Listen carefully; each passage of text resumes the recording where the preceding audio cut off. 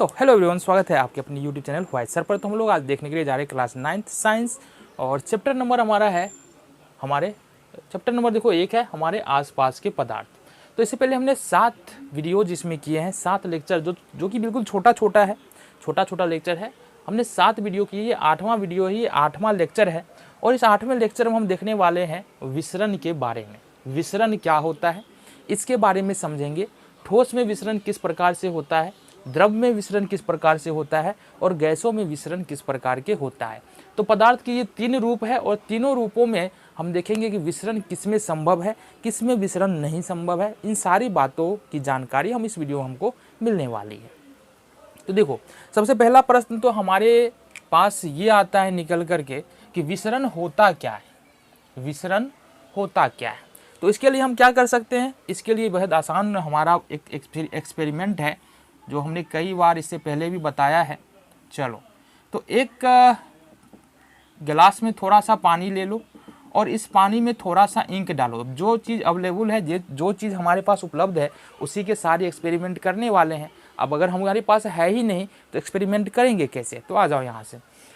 तो यहाँ पर हमने क्या किया, थोड़ा सा पानी लिया और हमारे पास होना चाहिए एक इंक का डब्बा।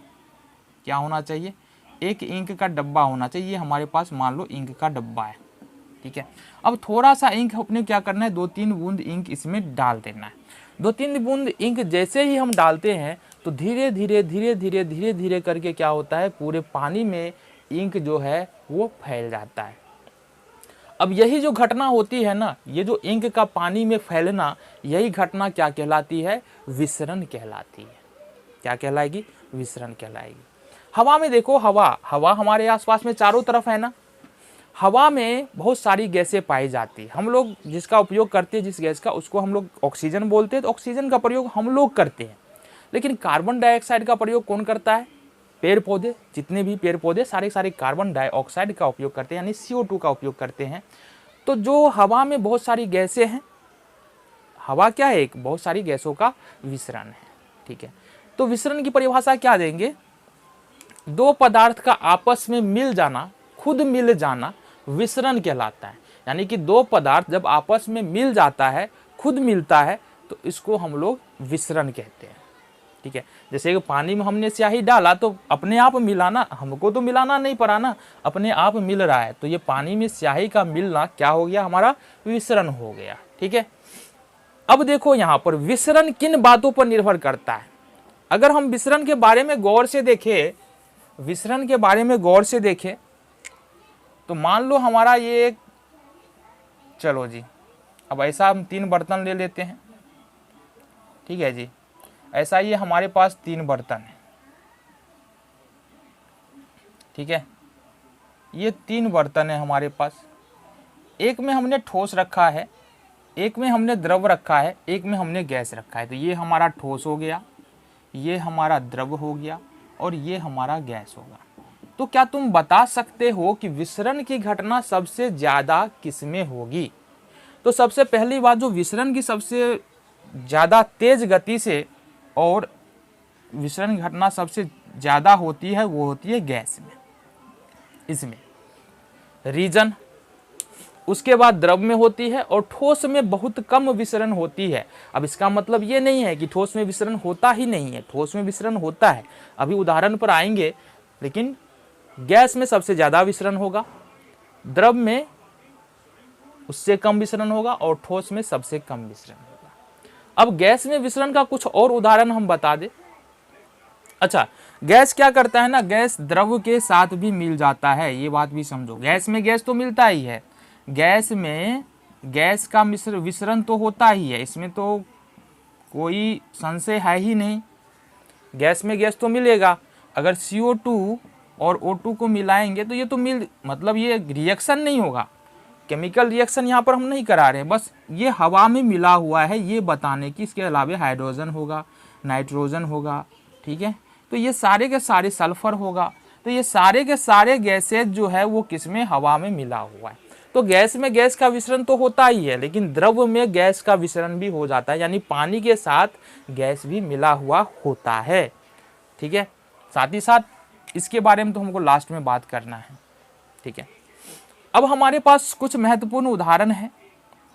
उससे पहले हम एक चीज बात कर ले कि गैस में विसरण क्यों होता है ज़्यादा, या द्रव में विसरण कम क्यों होता है, और सबसे कम ठोस में क्यों होता है। देखो, इसको खोजने के लिए जाओगे कारण में कि गैसों में विसरण क्यों होता है, या दो गैसों को अगर हम मिलाएंगे तो आसानी से मिल जाता है, दो द्रव को भी मिलाएंगे तो भी मिल जाता है, लेकिन ठोस को मिलाएंगे तो वो जल्दी नहीं मिलता है, या बहुत लंबे समय के अंतराल के बाद मिलता है। लेकिन द्रव तो हमको दिखाई देता है, विसरित हो जाता है, गैस तो विसरित होता ही है। ठीक है, रीजन क्या है? अगर देखो यहाँ पर अगर हम ये बना ले, ये गैस है, ये द्रव है, और ये क्या है, हमारा ठोस है, इसमें तो कोई संशय नहीं है। अब यहाँ पर देखो, जो गैस का कण होगा ना, गैस के कण के बीच में जो खाली स्थान होता है वो बहुत ज़्यादा होता है, ये बात हमको पता है, अंतराण्विक स्थान ज़्यादा होता है। द्रव के कण के बीच में अपेक्षाकृत कम अंतराण्विक स्थान होता है गैस से, और ठोस के कण के बीच में बिल्कुल भी अंतराण्विक स्थान होता ही नहीं। तो एक बात बताओ, अगर यहाँ देखो, अगर कोई दूसरा गैस इस बर्तन में रखेंगे तो ये अंतराण्विक स्थान बहुत क्या है, बहुत ज़्यादा है दो कणों के बीच में, तो जाहिर सी बात है ये जो स्थान है इसमें आकर के दूसरे गैस के कण आसानी से रह सकते हैं, जगह मिल रहा है रहने के लिए तो आसानी से रह सकते हैं। अब द्रव के कण के बीच में थोड़ा सा जगह है, द्रव के कण के बीच में भी क्या है, थोड़ा सा जगह है, तो इसमें भी जब दूसरे द्रव को डालेंगे या दूसरे गैस को डालेंगे तो ये जो जगह है दो कणों के बीच में, ये जो जगह नजर आ रहा है दो कणों के बीच में, इस बीच में आकर के जो दूसरे द्रव के कण है या जो दूसरे गैस के कण है आसानी के साथ आ जाएंगे, क्योंकि जगह खाली है। कणों के बीच में जगह ज्यादा है, विसरण ज्यादा है, कणों के बीच में जगह कम है, विसरण कम है। गैसों का विसरण ज्यादा होता है क्योंकि गैस के कणों के बीच में अंतराण्विक स्थान क्या होता है, ज्यादा होता है। अब समझो, द्रव का विसरण कम होता है, या हम ये भी बोल सकते हैं दो बर्तन में ले लो गैस और दोनों को एक दूसरे में उलट दो, ठीक है, और दूसरे में हमको क्या करना है, दो द्रव ले लो और दोनों को उलट दो, तो कौन जल्दी मिल जाएगा, तो गैस जल्दी मिल जाएगा। क्यों मिल जाएगा? क्योंकि इसके कणों के बीच में जो जगह है वो ज्यादा है ना। द्रव के कणों के बीच में जगह कम है, इसलिए ये लेट से मिलेगा। जबकि ठोस में देखते हैं तो जगह होता ही नहीं है, इसलिए ठोस का विसरण ऐसे जनरली हमको देखने को नहीं मिलता है, लेकिन विसरण होता है। ये लास्ट में हम बताएंगे कि ठोस में विसरण कैसे होता है ना। चलो जी, अब इस पे आधारित कुछ क्वेश्चन है। गर्म खाने की सुगंध हमें दूर से क्यों आ जाती है? ये प्रश्न हमारे मन में कई बार आता है। प्रश्न तो नहीं आता है, बस आ जाता है। अगर कुछ अच्छा खाना बन रहा हो तो दूर से ही हमको पता चल जाता है कि रसोई घर में क्या बनाया जा रहा है। ठीक है, तो कारण क्या है कि रसोई घर में या फिर कहीं पर खाना बन रहा है तो उसकी सुगंध हम तक पहुंच जाती है। बहुत आसान कारण है इसका। ठीक है, इसको मिटा देना। ये बातें समझ में आ गई, क्लियर हो गई, तो इसको रह करके क्या करना है इसको। चलो जी, रसोई घर में कुछ खाना बन रहा होगा। मान लो ये बर्तन है, ये बर्तन है, इसमें कुछ खाना बन रहा है रसोई घर के अंदर में। ठीक है, तो जो भी खाना बना रहे हैं तो सबसे पहले तो इसमें क्या होगा, वाटर होगा, पानी होगा। पानी के अलावा जो भी स्पाइसेज हमने यूज किए हैं, स्पाइसेज मसाले हमने जो यूज किए वो मसाला होगा। ठीक है, तो दो चीज़ तो इसमें होगा। जो भी खाना बना रहे हो अगर उसका सुगंध आ रहा है तो इसमें पानी होगा और स्पाइसेज होगा। अब समझो, पानी के पार्टिकल के साथ जो है वो स्पाइसेज के पार्टिकल मिल जाएंगे। जो भी खाना में डाला गया, जो भी चीज़ हम बना रहे हैं, तो मान लो हम क्या चिकन बना रहे हैं, तो चिकन का क्या होगा, जो भी पार्टिकल्स है थोड़ा बहुत ज़्यादा नहीं तो थोड़ा थोड़ा क्या करेगा, पानी के साथ मिल जाएगा। अब जब इसको गर्म करेंगे तो ये होगा इसका वाष्पीकरण, मतलब ये भाप बन के पानी गैसीय फॉर्म में आ जाएगा। हमको क्या पता है, गैसों का विसरण बहुत तेज होता है। अब जब ये गैस वाष्प के फॉर्म में पानी आएगा तो ये अब पानी अकेले नहीं है। जो हम चिकन बना रहे हैं इसके साथ में चिकन के पार्टिकल, स्पाइस के पार्टिकल, जो भी हमने मसाले का प्रयोग किया वो सारे पदार्थ का पार्टिकल इस पानी के साथ है। अब ये पानी हवा के साथ मिलकर हम तक इजीली पहुंच जाता है, जिसके कारण हम लोग गर्म खाने की सुगंध दूर से ही हमको आ जाता है। ठीक है, प्रश्न समझ में आ गया। चलो जी, चलो फिर सवाल उठता है ठंडे खाने की सुगंध क्यों नहीं आती है, उसमें भी तो पार्टिकल्स होते हैं ना।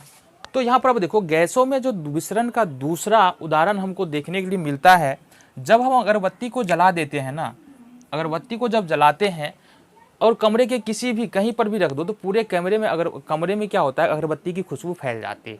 अब ऐसा क्यों होता है, तो जाहिर सी बात है, बात को समझो। ये मान लो हमारे पास ये अगरबत्ती है, ठीक है, ये क्या है, अगरबत्ती है। ये अगरबत्ती को क्या किया हमने, जलाया। ये अगरबत्ती को हमने जलाया, तो अगरबत्ती को जलाने के बाद क्या होगा, देखो सिंपल सा लॉजिक है। जब हम अगरबत्ती को जलाएंगे या जब भी किसी वस्तु को हम लोग गर्म करते हैं ना, तो उसके कण की गतिज ऊर्जा बढ़ जाती है। गतिज ऊर्जा या गतिज ऊर्जा न समझ में आता भी रहने दो। जब हम किसी भी वस्तु को गर्म करेंगे तो उसके कणों की ऊर्जा क्या होगा, बढ़ जाएगा, जिसके कारण वो अधिक कंपन करने लगेगा। उसका आकर्षण बल, उसके बीच का जो आकर्षण बल होगा, जो कण के बीच में जो आकर्षण बल होता है ना दो कणों के बीच में, वो कम होगा। साथ ही साथ इसमें ऊर्जा अधिक आ जाएगा, जिसके कारण कण क्या करेगा, तेज गति से गमन करने लगेगा और हवा के साथ मिल करके दूर तक जा सकता है। तो सेम यही बात यहाँ पर होता है, जब अगरबत्ती में हम क्या करते हैं, आग लगा देते हैं, पटाखा नहीं, अगरबत्ती है तो जलाते हैं।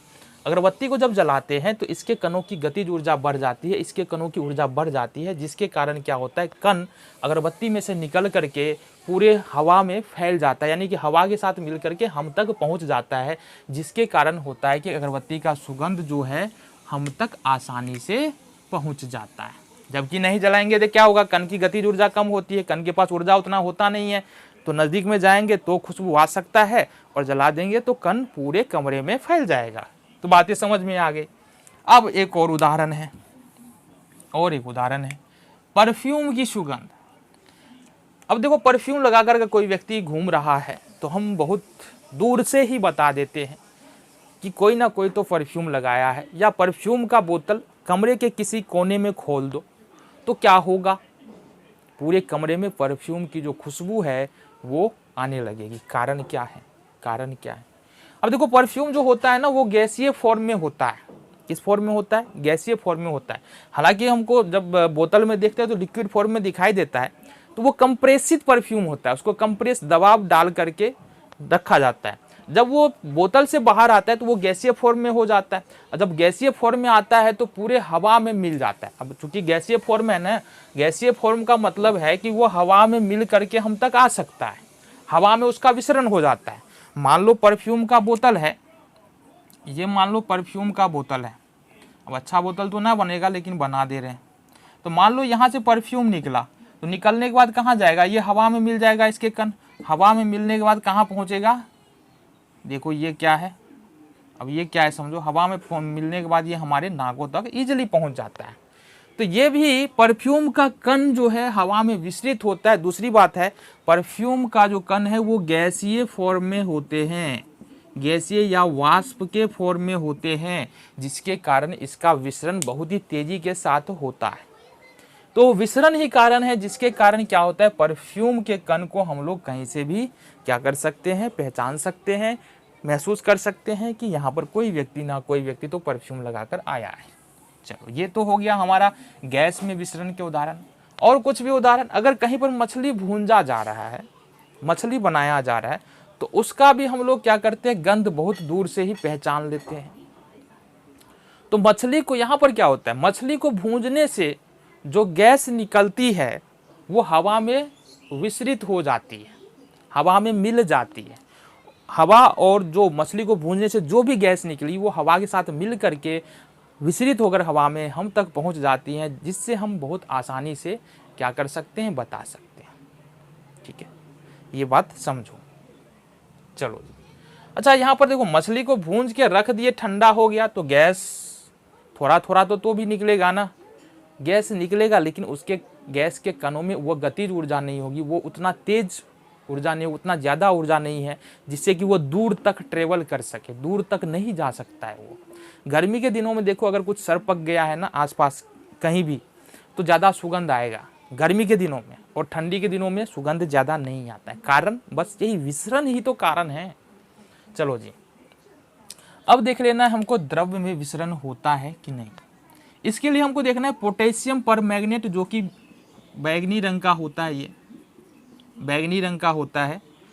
कॉपर सल्फेट जो कि नीले रंग का होता है, नीले रंग का होता है। और स्याही तो अलग अलग रंगों का होता है, उसमें कोई बात ही नहीं। तो यहाँ पर देखो होगा क्या, होगा क्या, देखो यहाँ से हमने गिलास लिया और गिलास में पानी डाला, फिर हमने दूसरा गिलास लिया, गिलास में पानी डाला, फिर हमने तीसरा गिलास लिया, गिलास में पानी डाला, चलो डाल दिया पानी, यहाँ तक हमने सब में भर दिया है। चलो जी पानी डाल दिया। तो पहले वाले में हमने क्या डाला, पहले वाले में डाला पोटेशियम परमैंगनेट, पहले वाले में पोटेशियम परमैंगनेट का एक छोटा सा टुकड़ा यहाँ पर ला करके रख देते हैं। अब होगा क्या, धीरे धीरे धीरे धीरे करके पूरे जो जल का रंग है वो बैगनी रंग का हो जाएगा। किस रंग का हो जाएगा, बैगनी रंग का हो जाएगा। तो ये पोटेशियम परमैंगनेट का कण क्या हो रहा है, पूरे जल में विस्तृत हो रहा है। क्यों हो रहा है, क्योंकि जल के कणों के बीच में खाली स्थान है, जिसके बीच में पोटेशियम परमैंगनेट के कण इजीली वहां पर जा करके रह सकता है, जिसके कारण यहाँ पर पोटेशियम परमैंगनेट का जल में क्या हो गया, विसरण हो गया।